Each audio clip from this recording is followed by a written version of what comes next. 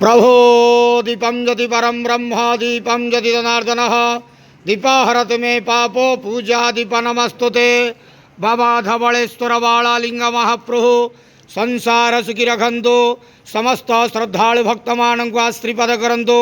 आज शुभ शुक्रवार रे समस्त श्रद्धालु भक्त मानक आश्रीपद करंतु मनस्कामना पूर्ण करंतु कर्म क्षेत्रोन्नति करंतु ग्रहरिष्ट खंडन करंतु जगतर मंगल करंतु विश्वर कल्याण करंतु आपणकर नाम विख्यात करंतु सेवकर डाक श्रवण करंतु समस्त गुआवसा भक्त मानकर मनस्कामना पूर्ण करंतु बाबा धवलेश्वराय बालालिंगाय नमो नमः संसार सुखी रखंतु आनंद के वार हरि बोलो आज शुभ शुक्रवार रे समस्त श्रद्धालु भक्त मानक आश्रीपद करंतु आनंद के वार हरि बोलो हर हर महादेव शिव शंभु बाबा धवलेश्वराय बालालिंगाय नमो नमः।